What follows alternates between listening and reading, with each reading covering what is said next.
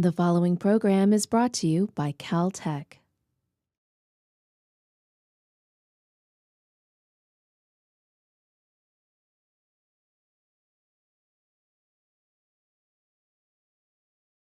Welcome back. Last time we talked about validation, which is a very important technique in machine learning for estimating the out-of-sample performance. And the idea is that we start from the data set that is given to us that has endpoints. We set aside k points for validation, for just estimation, and we train with the remaining points, n minus k. Because we are training with a subset, we end up with a hypothesis that we are going to label G minus instead of G. And it is on this G minus that we are going to get an estimate of the out-of-sample performance by the validation error. And then there is a leap of faith when we put back all the examples in the pot in order to come up with the best possible hypothesis to work with the most training examples. We are going to get G, and we are using the validation error we had on the reduced hypothesis, if you will, to estimate the out-of-sample performance on the hypothesis we are actually delivering. And there is a question of how accurate an estimate this would be for E out. And we found out that k cannot be too small and cannot be too big in order for this estimate to be reliable. And we ended up with a rule of thumb of about 20% of the data set go to validation. That will give you a reasonable estimate. Now, this was an unbiased estimate, so we get an E out. We can get better than E out or worse than E out in general as far as eval estimating the performance of G minus. On the other hand, once you use the validation error for model selection, which is the main utility for validation, you end up with a little bit of an optimistic bias because you chose a model that performs well on that validation error. Therefore, the validation error is not going to necessarily be an unbiased estimate of the out-of-sample error. It will have a slight positive or optimistic bias. And we showed an experiment where, using very few examples, in this case, in order to exaggerate the effect, we can see the impact of the blue curve is the validation error, and the red curve is the out-of-sample error on the same hypothesis, just to pin down the bias. And we realized that as we increase the number of examples, the bias goes down, the difference between the two curves go down. And indeed, if you have a reasonable size validation set, you can afford to estimate a couple of parameters for sure without contaminating the data too much. So you can assume that the measurement you're getting from the validation set is a reliable estimate. Then, because the number of examples turned out to be an issue, we introduced the cross-validation, which is by and large the method of validation you're going to be using in a practical situation, because it gets you the best of both worlds. So in this case, we illustrating a case where we have 10-fold cross-validation. So you divide the data set into 10 parts. You train on 9 and validate on the 10th and keep that estimate of the error. And you keep repeating as you choose the validation subset to be one of those. So you have 10 runs, and each of them gives you an estimate on a small number of examples, 1/10 of the examples. But then by the time you average all of these estimates, that will give you a general estimate of what the out-of-sample error would be on 9/10 of the data, in spite of the fact that they are different 9/10 each time. And in that case, the advantage of it is that the 9/10 is very close to 1, so the estimate you are getting is very close. And furthermore, the number of examples taken into consideration in getting an estimate of the validation error is really n. You got all of them, albeit in different runs. So this is really sort of the way to go in cross-validation. And invariably, in any learning situation, you will need to choose a model, a parameter, something. You need to make a decision, and validation is the method of choice in that case in order to make that. OK, so we move on to today's lecture, which is support vector machines. Support vector machines are arguably the most successful classification method in machine learning. And they are very nice because there is a principal derivation for the method. There is a very nice optimization package that you can use in order to get the solution. And the solution also has a very intuitive interpretation. So it's a very, very neat piece of work for machine learning. So the outline will be the following. We are going to introduce the notion of the margin, which is the main notion in support vector machines. And we will ask a question of maximizing the margin, getting the best possible margin. And after formulating the problem, we are going to go and get the solution. And we are going to do that analytically. it will be a constrained optimization problem. And we faced one before in regularization where we gave a geometrical solution, if you will. This time we are going to do it analytically because the solution, the formulation is simply too complicated to have an intuitive geometric solution for. And finally, we are going to expand from the linear case to the nonlinear case in the usual way, thus expanding all of the machinery to a case where you can deal with nonlinear surfaces instead of just a line in a separable case, which is the main case we are going to handle. Okay. So now let's talk about linear separation. Let's say I have a linearly separable data set, okay? And just take 4, for example. So there are lines that will separate the red from the blue. Now, when you apply perceptron, you will get a line. When you apply any algorithm, you will get a line and separate it. You get 0 training error, and everything is fine. And now there is a curious point when you ask yourself, I can get different lines. Is there any advantage of choosing one of the lines over the other? That is the new addition to the problem, okay? So let's look at it. Here is a line. So I chose this line to separate the two. You may not think that this is the best line, and we'll try to take our intuition and understand why this is not the best line. So I'm going to think of a margin. That is, if this line moves a little bit, okay, when is it going to cross over? When is it going to start making an error? So in this case, let's put it as a yellow region around it. That's the margin you have. So if you choose this line, this is the margin of error, okay? Again, sort of informal notion. Now, you can look at this line, okay? And it does seem to have a better margin, okay? And you can now look at the problem closely and say, let me try to get the best possible margin, and then you get this line, which has this margin that is exactly right for the blue and red points, okay? Now, let us ask ourselves the following question. Which is the best line for classification? As far as the in-sample error is concerned, all of them give in-sample error 0.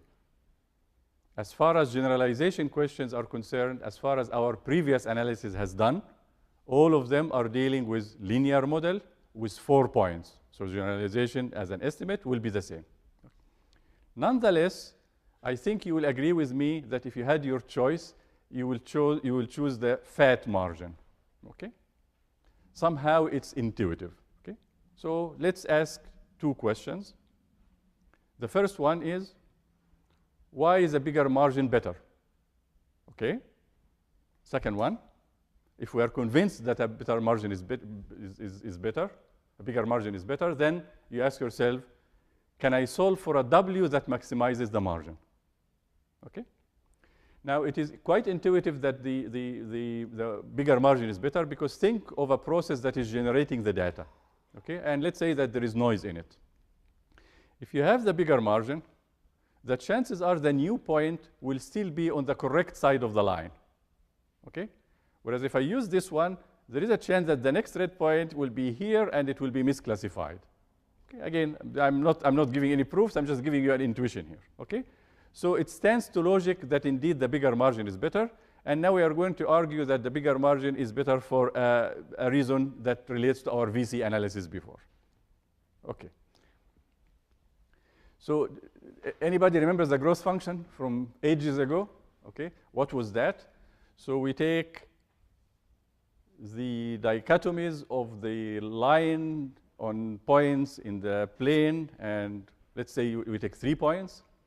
So on 3 points, you can get all possible dichotomies by a line, so the blue versus not blue region. And you can see that by varying where the line is, I can get all possible 2 to the 3 equals 8 dichotomies here. So you know that the growth function is big, and we know that the growth function being big is bad news for generalization. That was our sort of take-home lesson. Okay. So now let's see if this is affected by the margin. Okay. So now we are taking dichotomies, not only the line, but also requiring that the dichotomies have a fat margin. Okay, so let's look at dichotomies and their margin. Okay.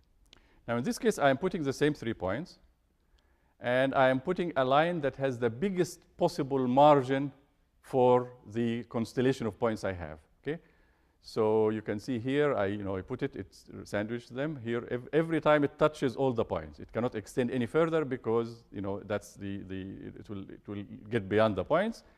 And when you look at it, okay, this is a thin margin for this particular dichotomy.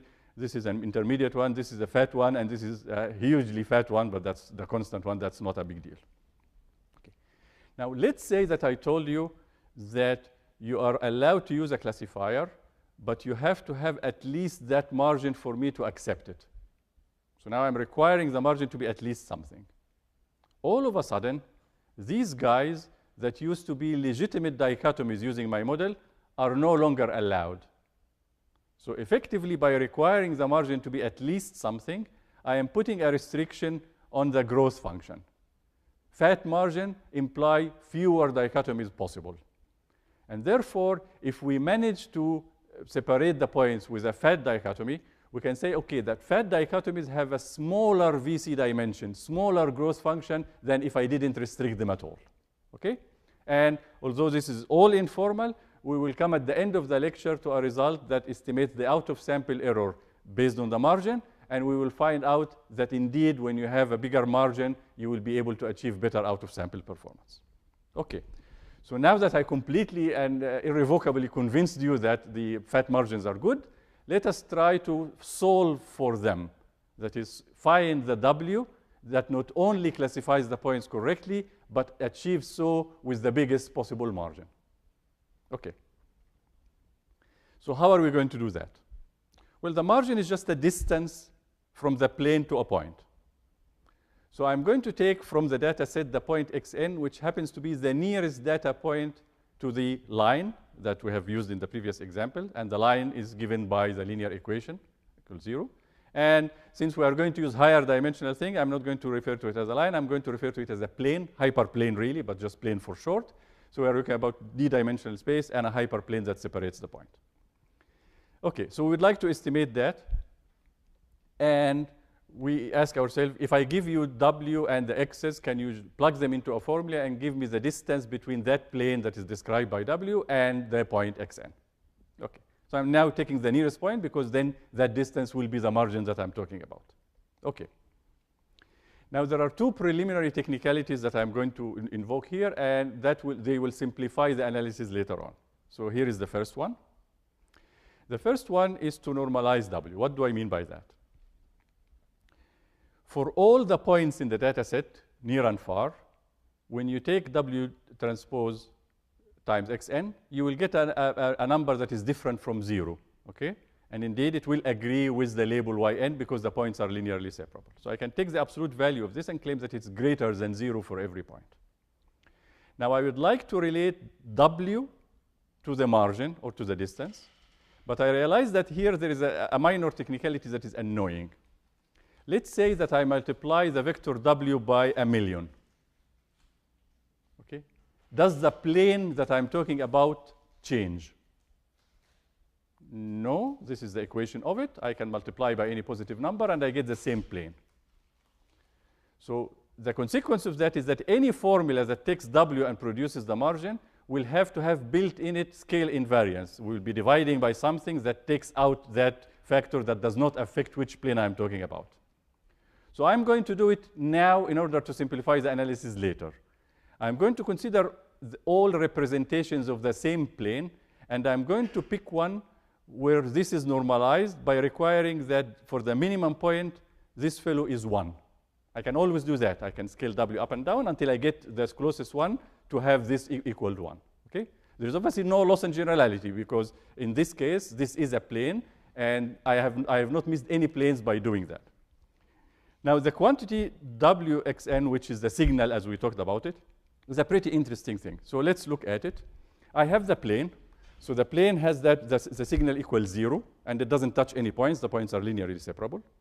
Now, when you get the signal to be positive, you are moving in one direction.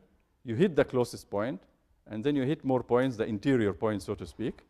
And when you go in the other direction and it's negative, you hit the other points, the nearest point on the negative side, and then the interior points, which are further out. Okay?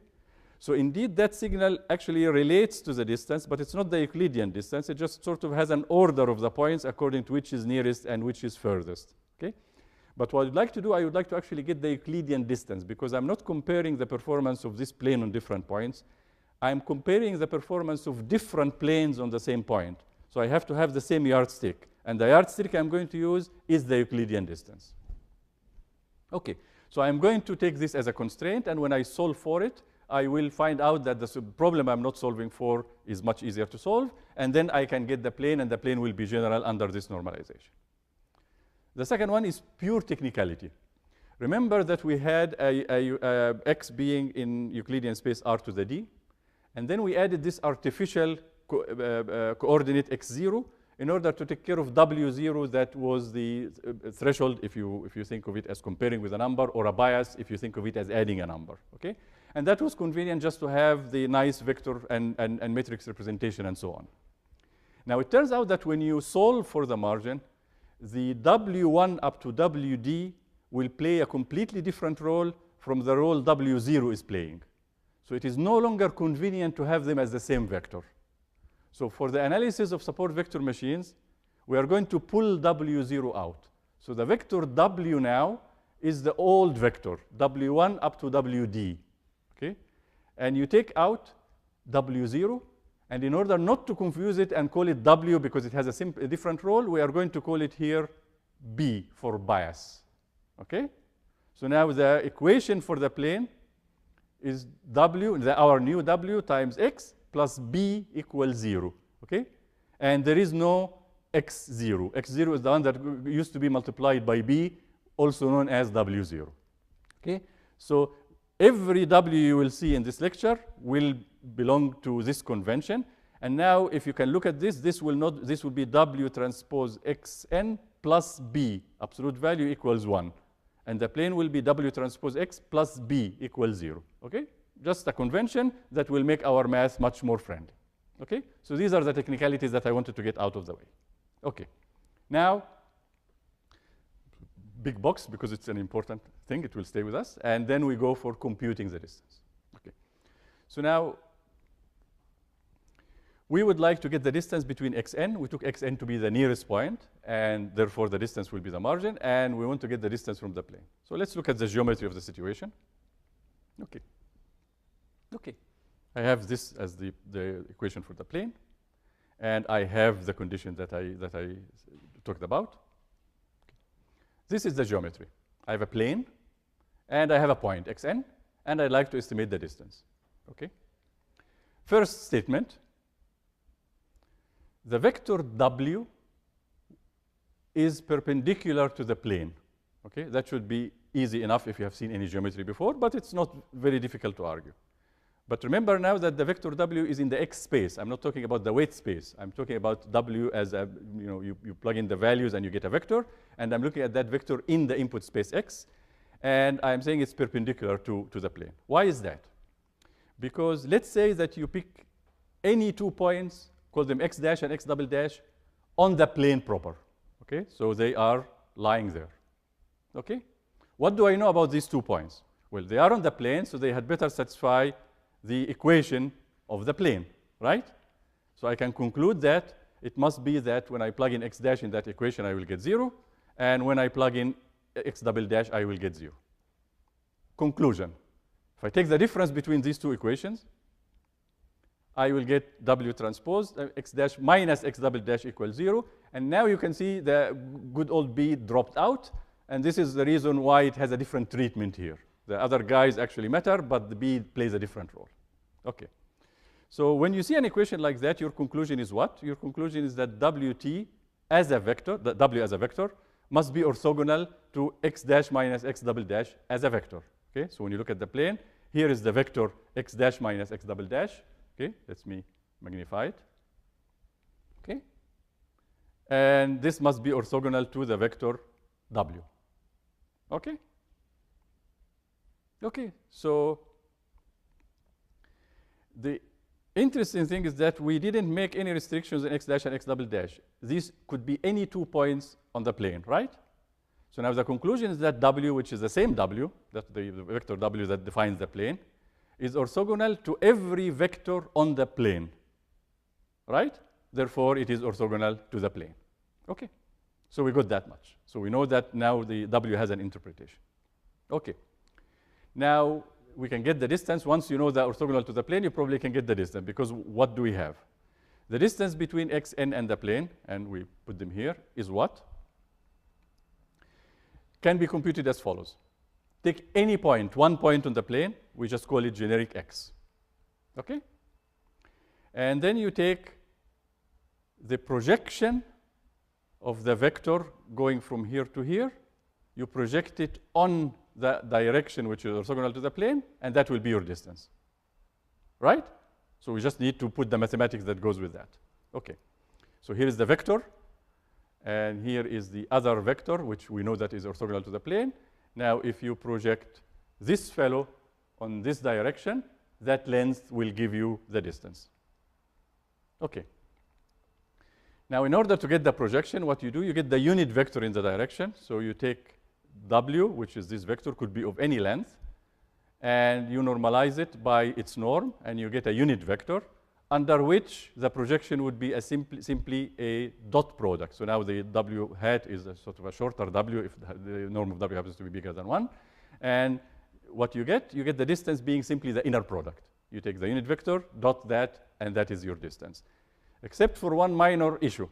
This could be positive or negative, depending on whether W is facing X or facing the other direction. So in order to get the distance proper, you need the absolute value. Okay? So we have a solution for it. Okay? So now we can write the distance as, this is the formula. Now I multiply it by W hat. I know what the formula for W hat is, so I write it down. And now I have it in this form. Okay? Now this can be simplified if I add the missing term plus b minus b. Okay? Why is that? Can someone tell me what is WTX plus b, which is the quantity being subtracted here? This is the value of the equation of the plane for a point on the plane. So this will happen to be 0. How about this quantity, WTXN plus b for my point xn? Okay? Well, that was the quantity that we insisted being 1. Remember when we normalized the W? Because W's could go up and down. And we scaled them such that the absolute value of this quantity is 1. Okay? So all of a sudden, this thing is just 1. And you end up with the formula for the distance given that normalization being simply 1 over the norm. That's a pretty easy thing to do.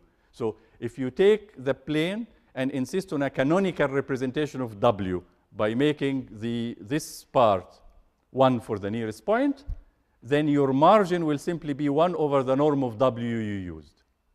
This I can use in order now to choose what combination of W's will give me the best possible margin, which is the next one. Okay? So let's now formulate the problem. Here is the optimization problem that resulted. We are maximizing the margin. The margin happens to be 1 over the norm, so that is what we are maximizing. Subject to what? Subject to the fact that for the nearest point, which happens to have the smallest value of those guys, so the minimum over all points in the training set, I took the quantity here and scaled W up or down in order to make that quantity 1. So I take this as a constraint. When you constrain yourself this way, then you are maximizing 1 over W, and that is what you get. Okay. So what do we do with this? Well, this is not a friendly optimization problem, because if the constraints have a minimum in them, that's bad news. Minimum is not a nice function to have. Okay. So what we are going to do now, we are going to try to find an equivalent problem that is more friendly, completely equivalent by very simple observation. So the first observation is that I want to get rid of the minimum. That's my biggest concern. So the first thing I noticed that, okay, not to mention the absolute value. Okay, so the absolute value of this, etc., happens to be equal to this fellow. Why is that? Well, every point is classified correctly. I'm only considering the points that separate the data sets correctly. And I'm choosing between them for the one that maximizes the margin. Because they are classifying the points correctly, it has to be that the signal agrees with the label. Therefore, when you multiply, the label is just +1 or -1, and therefore it takes care of the absolute value part. So now I can use this instead of the absolute value. I still haven't gotten rid of the minimum, and I don't particularly like dividing 1 over and the norm, which has a square root in it and whatnot, but that is very easily handled. Instead of minimizing 1 over the norm, I'm going to maximize this friendly quantity, quadratic one. Okay, I'm minimizing now. So I'm maximizing 1 over, minimizing that. Everybody sees that it's equivalent. Okay, so now we can see. Okay, does anybody see quadratic programming coming up in the horizon? Okay, so it's a quadratic formula, and okay, will be okay. The only thing I need to do is just have the constraints being friendly constraints, not a minimum and absolute value, just sort of inequality constraints that are linear in nature. Okay, and I claim that you can do this by simply taking subject to these. Okay, so this doesn't bother me because I already established that it deals with the absolute value. But here I'm taking greater than or equal to 1 for all points. Okay, now, okay, I can see that if the minimum is 1, then this is true. But it is conceivable that I do this optimization and I end up with a quantity for which all of these guys happen to be strictly greater than 1. That is a feasible point according to the constraints. And if this by any chance gives me the minimum, then that is the minimum I'm going to get. And the problem with that is that this is a different statement from the statement I made here. That's the only difference. Okay? Well, is it possible that the minimum will be achieved at a point where this is greater than 1 for all of them? Well, a simple observation tells you, no, this is impossible. Because let's say that you got that solution. You tell me, okay, this is the minimum I can get for W transpose W, right? Yeah. And I got it for values where this is strictly greater than 1. Then what I'm going to do, I'm going to ask you, okay, give me your solution, and I'm going to give you a better solution. What am I going to do? I'm going to scale W and B proportionately down until they touch the 1. I mean, you have a slack, right? So I can just pull all of them just slightly until one of them touches 1. Okay? Now, under those conditions, definitely, if the original constraints were satisfied, the new constraints will be satisfied. Okay? All of them are just proportional. I can pull down the factor, which is a positive factor. And indeed, if this is the case, this will be the case for the other one. And the point is that the W I got is smaller than yours because I scaled them down, right? So it must be that my solution is better than yours. Conclusion, when you solve this, the W that you will get necessarily satisfies these with at least one of those guys with equality, which means that the minimum is 1, and therefore this problem is equivalent to this problem. Okay? This is really very nice. So we started from a concept and geometry and simplification. Now we end up with this very friendly statement that we are going to solve. And when you solve it, you are going to get the separating plane with the best possible margin. Okay? So let's look at the solution. Okay? So formally speaking, let's put it in a constrained optimization question. The constrained optimization here, you minimize this objective function subject to these constraints. We have seen those. And the domain you are working on, W happens to be in the Euclidean space R to the D. B happens to be a scalar, belongs to the real numbers. That is the statement. Okay. Now, when you have a constraint optimization, we have a bunch of constraints here. And we will need to go an analytic route in order to solve it. The geometry won't help us very much. So what we are going to do here, we are going to ask ourselves, oh, constraint optimization. I heard of Lagrange. You form a Lagrangian, and then you all of a sudden the constraint become unconstrained, and you solve it, and you get the multiplier as lambda. Lambda is pretty much what we got in regularization before. We did it geometrically. We didn't do it explicitly with Lagrange, but that's what you get. Now, the problem here is that the constraints you have are inequality constraints, not equality constraints. That changes the game a little bit, but just a little bit, because what people did is simply look at these and realize that there is a slack here.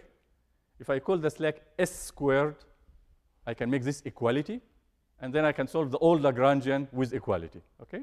I can comment on that in the Q&A session because it's a very nice approach. And that approach was derived independently by two sets of people, Karouche, which is the first K, and Kuehn-Tucker, which is the KT. And the Lagrangian under inequality constraint is referred to as KKT. Okay? So now, let us try to solve this. And I'd like, before I actually go through the mathematics of it, to remind you that we actually saw this before in the constraint optimization we solved before under inequality constraints, which was regularization. Okay? And it is good to look at that picture because it will put the analysis here in perspective. Okay. So in that case, you don't have to go through that. We were minimizing something. You don't have to worry about the formula exactly. Under a constraint, and the constraint is an inequality constraint that resulted in weight decay, if you remember. And we had a picture that went with it. Okay? And what we did is we looked at the picture and found a condition for the solution. Okay? And the condition for the solution showed that the gradient of your objective function, the thing you're trying to minimize, okay, it becomes something that is related to the constraint itself, in this case, normal. The most important aspect to realize is that when you solve the constraint problem here, the end result was that the gradient is not 0. It would have been 0 if the problem was unconstrained. If I ask you to minimize this, you'll just go gradient equals 0 and solve. So now, because of the constraint kicks in, and you have the gradient being something related to the constraint. And that's what will happen exactly when we have the Lagrangian in this case. Okay? But one of the benefits of reminding you of the regularization is that there is a conceptual dichotomy, no pun intended, between the regularization and the SVM. Okay, SVM is what we are doing here, maximizing the margin, and regularization. So let's look at both cases and ask ourselves, what are we optimizing, and what is the constraint? If you remember in regularization, we already have the equation. What we are minimizing is the in-sample error. Okay, so the optimizing E in. Under the constraints that are related to W transpose W, the size of the weight. That was weight decay. If you look at the equation we just found out in order to maximize the margin, we are actually, what we are optimizing is W transpose W. That is what you are trying to minimize, right? And your constraint is that you are getting all the points right. So your constraint is that E in is 0. So it's the other way around. But again, because both of them will blend in the Lagrangian, and you will end up doing something that is a compromise, it's conceptually not a big shock that we are reversing roles here and minimizing what is in our mind a constraint and constraining what is in our mind an objective function to be minimized. Okay, back to the formulation. So now let's look at the Lagrange formulation, okay? And I would like you to pay attention to this slide, because once you get the formulation, we are not going to do much beyond getting a clean version of the Lagrangian and then passing it on to a package of quadratic programming to give us the solution, okay? So, but at least arriving there is important. So let's look at it. We are minimizing. This is our objective function, subject to constraints of this form. First step, take the inequality constraints and put them in the 0 form. So what do I mean by that? Instead of saying that greater or equal to 1, you put it as -1, and then require that this is greater than or equal to 0. Okay? And now you see it got multiplied by a Lagrange multiplier. Okay? So think of this, since this should be greater than 0, this is the slack. So the Lagrange multipliers get multiplied by the slack, and then you add them up, okay? And they become part of the objective, and they come out as a minus simply because the inequalities here are in the direction greater than or equal to. Okay? That's what goes with the minus here. Okay? I'm not proving any of that. I'm just motivating for you that this formula makes sense, but there is a mathematics that actually pins it down exactly. And you are minimizing this, so now let's give it a name. It's a Lagrangian. It is dependent on the variables that I used to minimize with respect to W and B. And now I have a bunch of new variables, which are the Lagrange multipliers, the vector alpha, which called lambda in the other cases.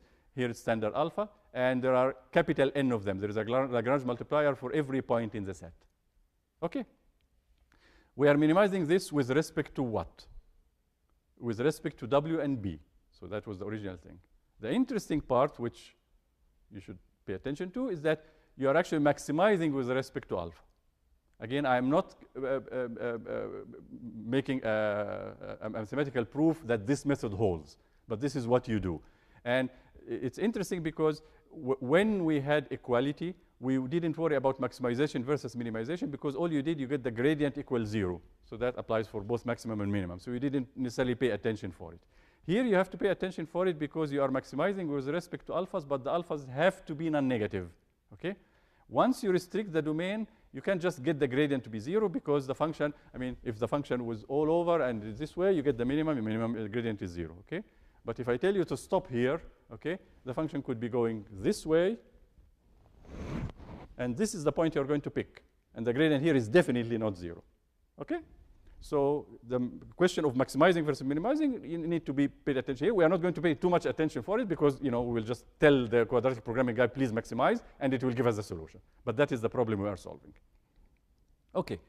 So now we do at least the unconstrained part. So with respect to W and B, you are just minimizing this.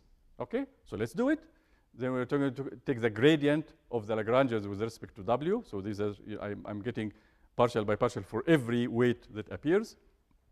And I get the equation here. How do I get that? Okay, I can differentiate. So I'm going to differentiate this. I get a W. The square goes with the half. When I get this, I ask myself, what is the coefficient of W? I get alpha, yn, and xn, right? That's what gets multiplied by W for every n equals 1 to capital N. So I get that. And I have a minus sign here that comes here. Okay? Everything else drops out. Okay? So this is the formula. Okay? And what do I want the gradient to be? I want it to be the vector 0. Okay? So that's a condition. What is the other one? I now get the derivative with respect to B. B is a scalar. That's the remaining parameter. Okay? And when I look at it, okay, can we do this? Okay, what gets multiplied by B? Oh, I guess it's just the alphas. Everything else drops out. So, oh, not just alphas, it's yn. Okay? Okay? So here's the B. Gets multiplied by yn and alpha, and that's what I get. And you get this to be equal to the scalar 0. Okay? So optimizing this with respect to W and B resulted in these two conditions. Now what I'm going to do now, I'm going to go back and substitute with these conditions in the original Lagrangian such that the maximization with respect to alpha, which is the tricky part because alpha has a range, okay, will become free of W and B. Okay? And that formulation is referred to as the dual formulation of the problem. Okay? So let's substitute. Here are what I got from the last slide. This is this one I got from the gradient with respect to W equals 0. So W has to be this. And this one from the partial by partial B equals 0. I get those. And now I'm going to substitute them in the Lagrangian. And the Lagrangian has that form. Okay? Now let's do this carefully because things drop out nicely. And I get a very nice formula at the end, which is function of alpha only. Okay. So this equals, okay. First part, I get the summation of the Lagrange multipliers. Where did I get that? I got that because I have minus 1 here, gets multiplied by alpha n for all of those, cancels with this minus, so I get summation over that. Okay, so this part I got. So let me kill the part that I already used. So I kill the minus 1. Okay, okay, so that part I got. Next, I look at this and say, okay, I have plus b here, right? Okay, so when I take plus b, it gets multiplied by yn alpha n summed up from n equals 1 to capital N. Now, I look at this and say, oh, the summation of alpha n yn from n equals 1 to capital N is 0. So the guys that get multiplied by b will get to 0. And therefore, I can kill plus b. Okay? Now, when I have it down to this, it's very easy to see. Because you look at the form for W, when you have W transpose W, you're going to get a quadratic version of this. You get some double summation, alpha, alpha, y, x, x, right? With the proper name of the dummy variable to get it right, okay? And when you have here, well, you have already alpha n, y, n, x, n. And now when you substitute W by this, you are going to get exactly the same thing. You are going to get another alpha, another y, another x. So this will be exactly the same as this, except that this one has a factor half, this has a factor minus 1. So you add them up, and you end up with this. Okay? So we look at this. What happened to W? What happened to B? Okay, it's all gone. We are now just function of the Lagrange multipliers. And therefore, we can call this L of alpha. Okay. Now, this is a very nice quantity to have because this is a very simple quadratic form in the vector alpha. Alpha here appears as a linear guy. Here appears as a quadratic guy. That's all. Now I need to put the constraints. I put back the things I took out. And let's look at the maximization with respect to alpha. Subject to non-negative 1. This is a KKT condition. I have to look for solutions under these conditions. And I also have to consider the conditions that I inherited from the first stage. So I have to satisfy this, and I have to satisfy this, okay, for the solution to be valid. So this one is a constraint over the alphas, And therefore, I have to take it as a constraint here. But I don't have to take the constraint here because that is vacuous as far as alphas are concerned. This does no constraint over alphas whatsoever. You do your thing, you come up with alphas, and you call whatever that formula is the resulting W. Since W doesn't appear in optimization, I don't worry about it at all. Okay? So I end up with this thing. Now, if I didn't have those sort of annoying constraints, I would be basically done. Because I look at this, well, that's pretty easy. I can express one of the alphas in terms of the rest of the alphas, right? Factor it out. Okay? Substitute for that alpha here. And all of a sudden, I have a purely unconstrained optimization of a quadratic one. I solve it. I get something, maybe a pseudo inverse or something, and I'm done. But I cannot do that simply because I'm restricted to those choices, and therefore I have to work with a constrained optimization, albeit a very minor constrained optimization. Okay.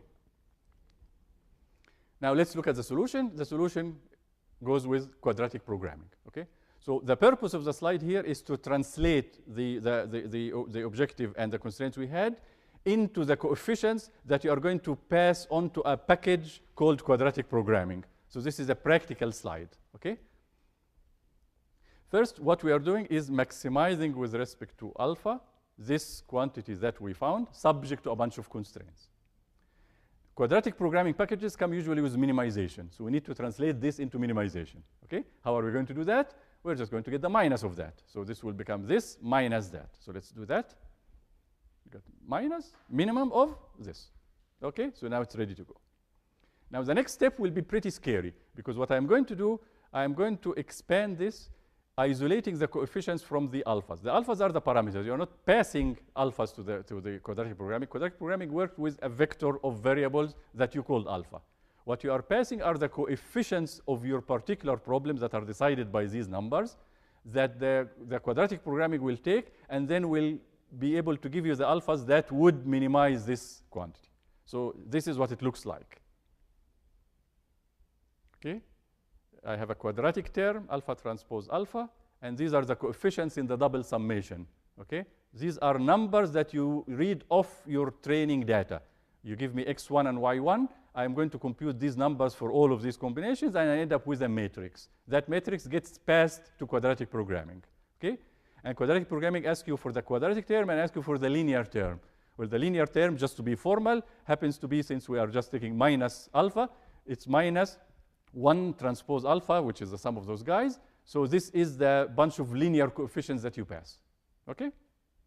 And then the constraints, you put the constraints again in the same way, subject to. So there is a part which asks you for constraints. And here again, the constraints, you care about the coefficients of the constraints. So this is a linear equality constraint. So you are going to pass the y transpose, which are the coefficients here, as a vector. Okay? And it will ask you for, finally, the range of alphas that you need. And the range of alphas that you need happen to be between 0. So that would be, the vector 0 will be your lower bound. Infinity will be your upper bound. Okay? So you read off this slide, you give it to the quadratic programming, and quadratic programming gives you back an alpha.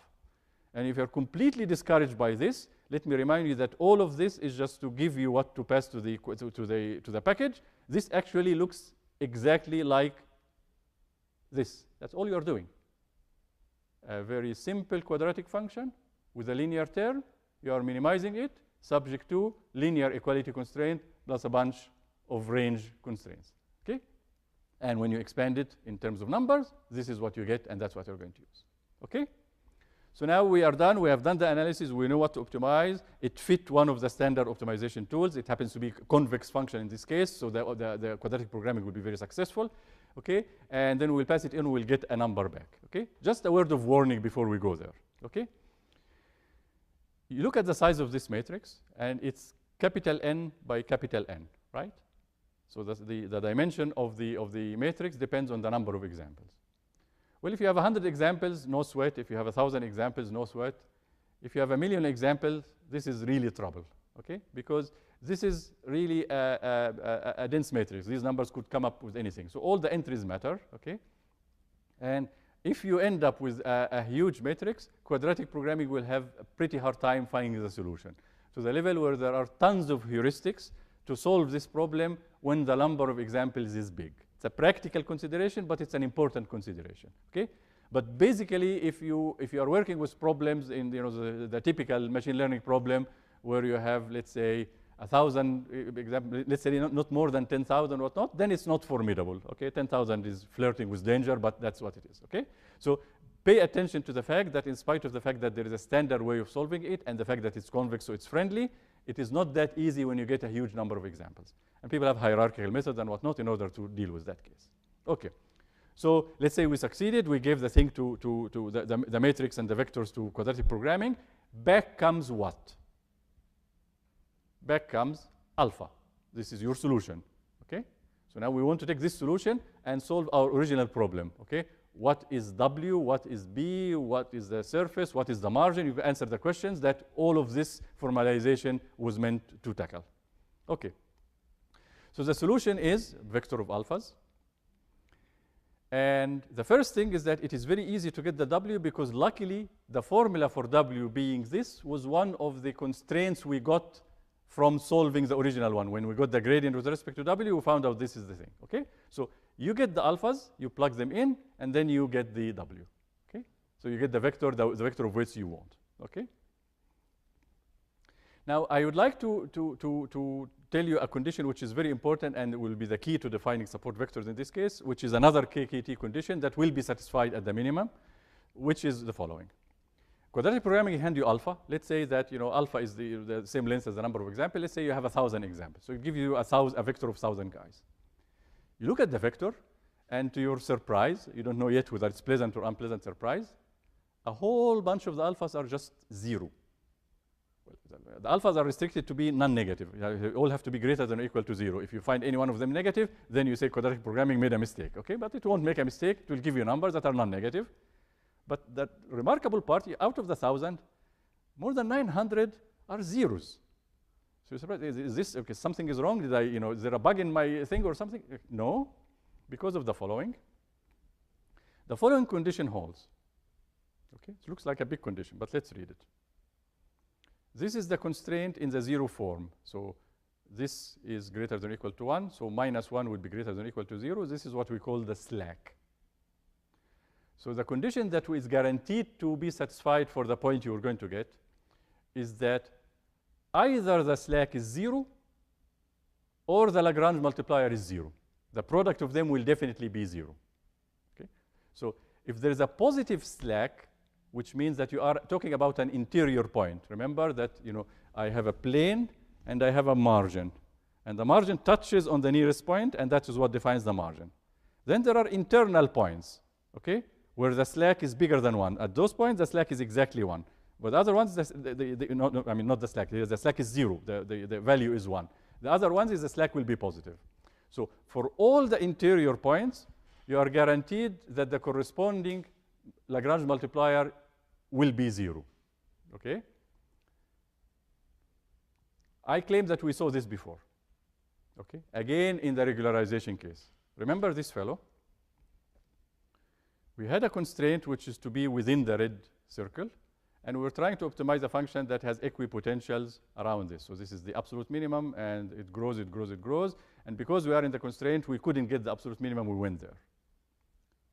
When we had the constraint being vacuous, that is, the constraint doesn't really constrain us, and the absolute optimal is inside, we ended up with no need for regularization, if you remember. And the lambda for regularization in that case was 0. Okay? That is the case where you have an interior point and the multiplier is 0.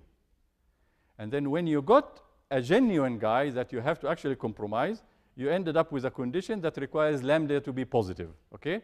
So these are the guys where the constraint is active, and therefore you get a positive lambda while this guy is by itself 0. Okay? So now we come to an interesting definition. Okay, so alpha is largely zeros, interior points. The most important points in the game are the points that actually define the plane and the margin.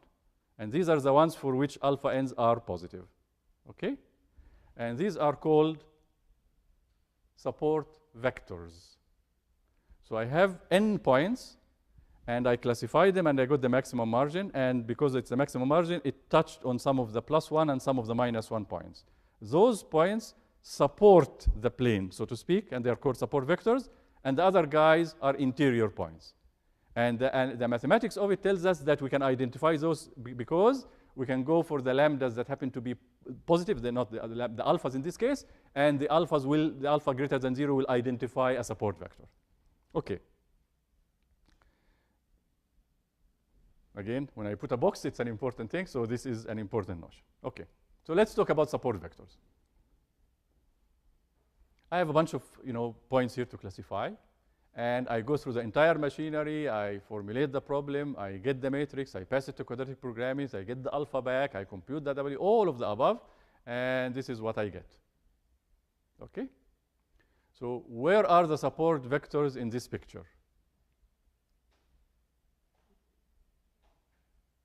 They are the closest ones to the plane, where the margin region touched, and they happen to be these three.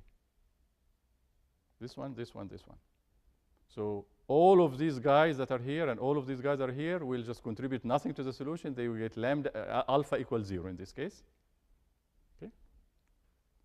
And the support vectors achieve the margin exactly. Okay, they are the critical points. Okay. Okay. The other guys are, their margin, if you will, is much, is bigger or much bigger. And for the support vectors, you satisfy this with equal 1. So all of this is fine. Okay. Now, we used to compute W in terms of the summation of alpha ny in xn because we said that this is the quantity we got when we got the gradient with respect to W equals 0. So this is one of the equation, and this is our way to get the alphas back, which is the currency we get back from quadratic programming, and plug it in order to get the W. This goes from n equals 1 to capital N. Now that I notice that many of the alphas are 0, and alpha is only positive for support vectors, then I can say that I can sum this up over only the support vectors. Well, it looks like a minor technicality. Okay, okay, so the other terms happen to be 0, so you excluded them. You just made the notation, more clumsy in this case. But there's a very important point. Think of alphas now as the parameters of your model, okay? When they are zeros, they don't count. You expect almost all of them to be zeros. What counts is the actual values of the parameters that will be some number bigger than 0, okay? So now, your weight vector, which can be, it's a d-dimensional vector, okay, is expressed in terms of the constants which your data set, xn and their label, plus few parameters, hopefully few parameters, which is just the number of support vectors. So if you have 3 support vectors, then this, let's say you're working in a 20-dimensional space. So I'm working in a 20-dimensional space, I'm getting a weight. Well, it's 20-dimensional space in disguise. Because of the constraint you put, you got something that is effectively 3-dimensional, okay? And now you can realize why there might be a generalization dividend here, because I end up with fewer parameters than the expressed parameters that are in the value I get. Okay, so we can also, now that we have it, we can also solve for the B, because you want W and B. B is the bias, or the corresponding to the threshold term, if you will. And it's very easy to do, because all you need to do is take any support vector, any one of them. And for any of them, you know that this equation holds. You already solved for W by that. So you plug this in, and the only unknown in this equation would be B. And as a check for you, take any support vector and plug it in, and you have to find the same B coming out. That was your sort of check that everything in the math went through. But take any of them and you solve for B, and now you have W and B, and you are ready with the classification line or hyperplane that you have. Okay. Now let me close with the nonlinear transforms, which will be a very short presentation that has an enormous impact. We are talking about a linear boundary, and we are talking about linearly separable case, at least in this lecture. In the next lecture, I'm going to go to the non-separable case. But a non-separable case could be handled here in the same way we handled non-separable case with the perceptrons. Instead of working in the X space, we went to the Z space. And I'd like to see what happens to the problem of support vector machines as we stated it and solved it when you actually move to the higher dimensional space. Is the problem becoming more difficult? Does it hold, etc.? So let's look at it. Okay. So we are going to work with Z instead of X, and we are going to work in the capital or script Z space instead of the X space. So let's first put what we are doing. Analytically, after doing all of the stuff, and I even forgot what the details are, all I care about is that would you please maximize this with respect to alpha subject to a couple of constraints, a couple of sets of constraints, okay? So you look at here and you can see, okay, when I transform from x to z, nothing happens to the y's, the labels are the same. And these are the guys that are probably will be changed because now I'm working on a new space. So I'm putting them in a different color. So if I work in the x space, that's what I'm working with. And these are the guys that I'm going to multiply in order to get the matrix that I pass on to quadratic programming. Okay. Now let's take the usual nonlinear transform. So this is your x space. And in x space, I give you this data. Well, this data is not separable, not linearly separable, and definitely not nearly linearly separable. This is the case where you need a nonlinear transformation. And we did this nonlinear transformation before. Let's say you take just x squared and y squared, the x1 squared and x2 squared. And then you get this, and this one is linearly separable. So all you are doing now is working in this space, and instead of getting just a generic separator, you are getting the best separator according to SVM, and then mapping it back, hoping that it will have dividends in terms of the generalization, okay? So you look at this. I'm moving from x to z. So when I go back to here, what do you do? All you need to do is replace the x's with z's, and then you forget that there was ever an x space, okay? I have vector z. I do the inner product in order to get these numbers. These numbers I'm going to pass on to quadratic programming. And when I get the solution back, I have the separating plane or line in the z space. And then when I want to know what the surface is in the x space, I map it back. I get the pre-image of it, and that's what I get. Okay. Now, the most important aspect to observe here is that, okay, so the solution is easy. Let's say I move from two-dimensional to two-dimensional here. Okay, nothing happened. Let's say I move from two-dimensional to a million-dimensional. Let's see how much more difficult the problem became. What do I do? Now I have a million-dimensional vector, inner product with a million-dimensional vector. Well, that doesn't faze me at all. Just an inner product. I get a number. But when I am done, how many alphas do I have? This is the dimensionality of the problem that I am passing to quadratic programming. Exactly the same thing. It's the number of data points. Has nothing to do with the dimensionality of the space you are working in. So you can go to an enormous space without paying the price for it in terms of the optimization you are going to do. You're going to get a plane in that space. You can't even imagine it because it's million dimensional. It has a margin. Margin would look very interesting in this case. And supposedly it has good generalization property. And then you map it back here. But the difficulty of solving the problem is identical. The only thing that is different is just getting those coefficients. You'll be multiplying longer vectors, but that is the least of our concerns. The other one is that you are going to get a full matrix of this, and quadratic programming will have to manipulate the matrix, and that's where the price is paid. So that price is constant as long as you give it this number. It doesn't care whether it was the inner product of 2 by 2 or inner product of a million by million. It will just hand you the alphas, and then you interpret the alphas in the space that you created it from. Okay? So the W here will belong to the Z space. Okay. Now let's look at, if I do the nonlinear transformation, do I have support vectors? Yes, you have support vectors for sure in the Z space, because you are working exclusively in the Z space. You get the plane there, you get the margin. The margin will touch some points. These are your support vectors by definition.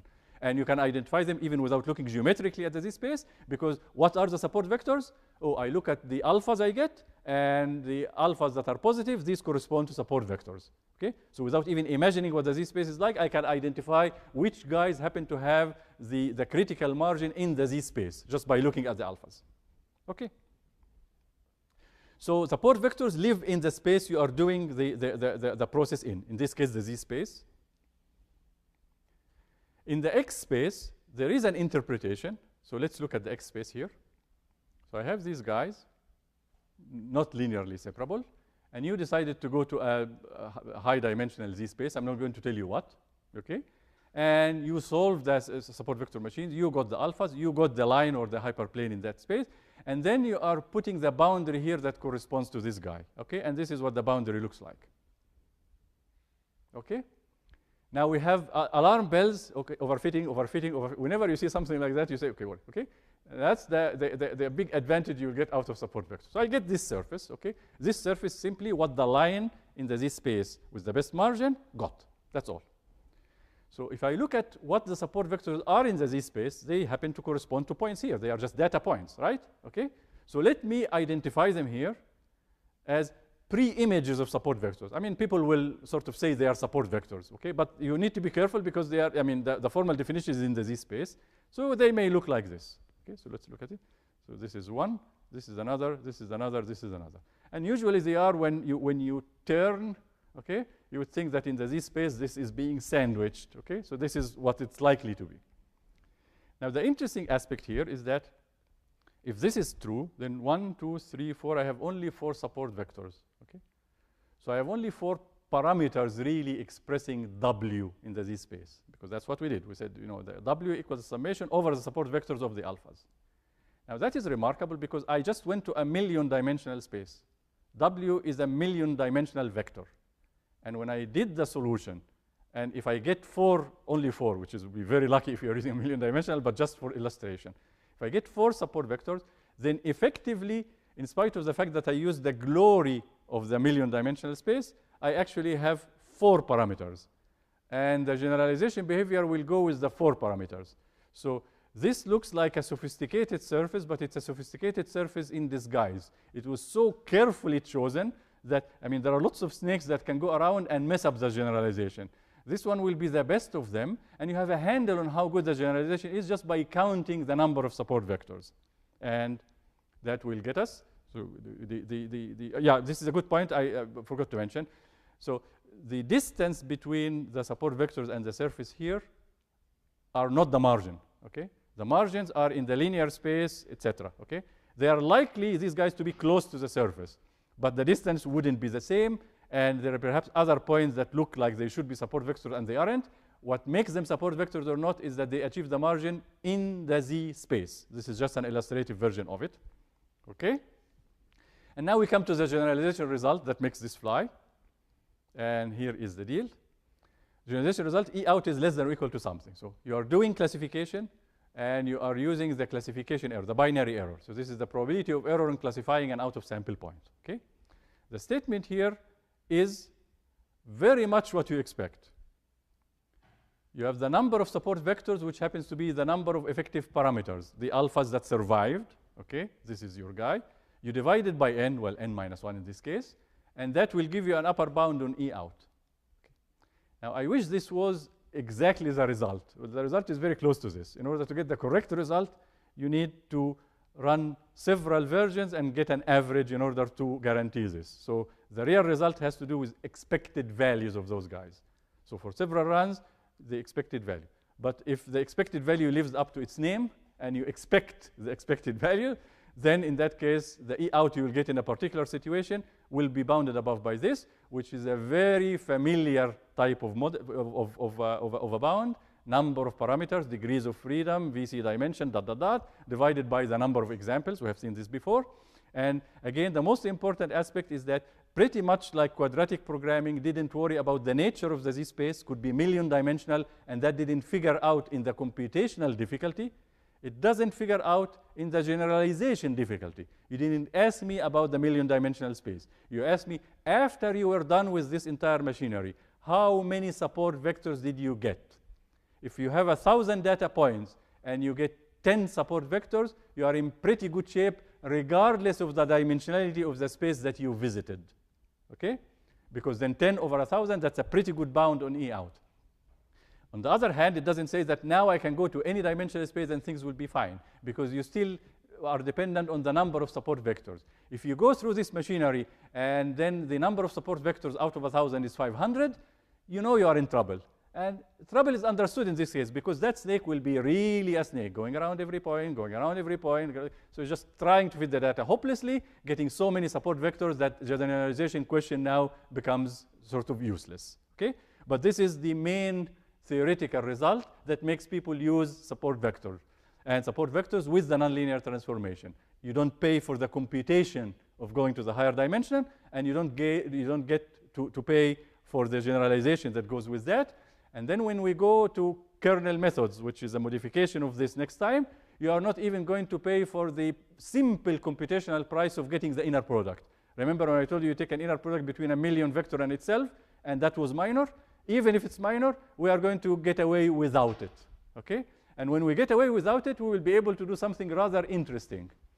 The Z space we are going to visit, we are now going to take these spaces that happen to be infinite dimensional. Something completely unthought of when we dealt with the generalization in the old way. Because obviously, in an infinite dimensional space, I am not going to be able to actually computationally get the inner product. Thank you. Okay? So there has to be another way. And the other way will be the kernel. Okay? But that will open another set of possibilities of working in a set of spaces we never imagined touching, and still getting not only the computation being the same, but also the generalization being dependent on something that we can measure, which is the number of support vectors. Okay? I will stop here and take questions after a short break.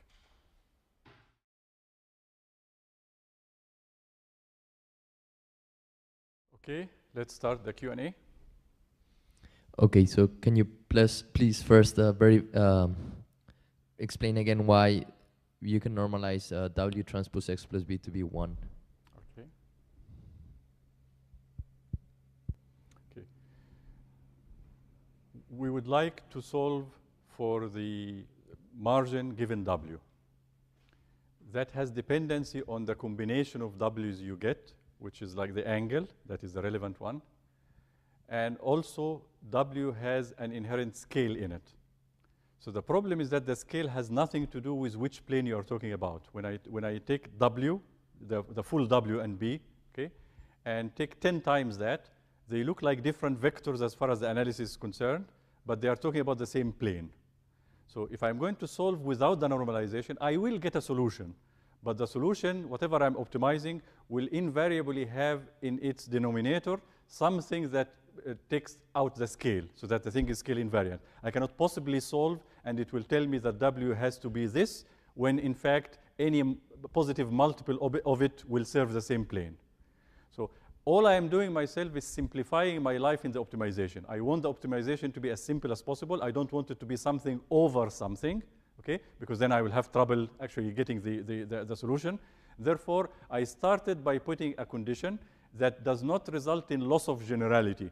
Because if I restrict myself to W's, not to planes, all planes are admitted, but every plane is represented by an infinite number of W's. And I'm picking one particular W to represent them that happens to have that form.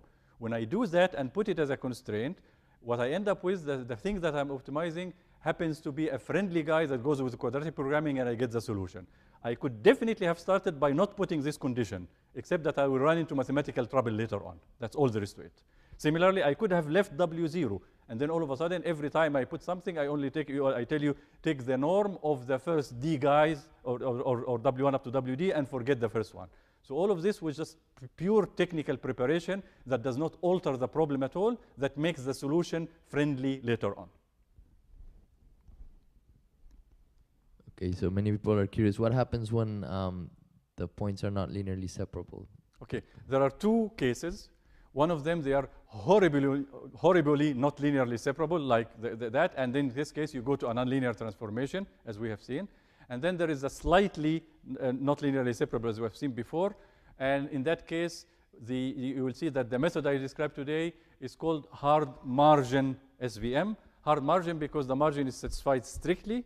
And then you are going to get another version of it, which is called soft margin, that allows for few errors and penalizes for them. And that will be covered next. Okay? But basically, it's very much in parallel with the perceptron. Perceptron is linearly separable. If there are few, then you apply something, let's say like the pocket in that case. But if it's terribly not linear separable, then you go to a nonlinear transformation. And nonlinear transformation here is very attractive because of the particular positive properties that we discussed. But in general, you actually use a nonlinear transformation together with the soft version, because you don't want the snake to go out of its way just to take care of an outlier. Okay, so you are better off just making an error on the outlier and making the snake a little bit, less wiggly. And we will talk about that when we get the details. Could you explain once again why, in this case, just the number of support vectors gives an approximation of the VC dimension, while in other cases the transfer matters? Yeah. So the explanation I gave was intuitive. It's not a proof. There is a proof for this theorem that I didn't even touch on. Okay, and the idea is the following: we have come to the conclusion that the number of parameters independent parameters or effective parameters is the VC dimension in many cases, okay? So to the extent that you can actually accept that as a rule of thumb, then you look at the alphas, I have as many alphas as data points. So if these were actually my parameters, I would be in deep trouble because I have as many parameters as points, so I'm basically memorizing the points. But the particulars of the problem result in the fact that in almost all the cases, the vast majority of the parameters will be identically zero. So in spite of the fact that they were open to be non-zero, the fact that the expectation is that almost all of them will be zero makes it more or less that the effective number of parameters are the ones that end up being non-zero. Again, it's a, this is not an accurate statement, but it's a very reasonable statement.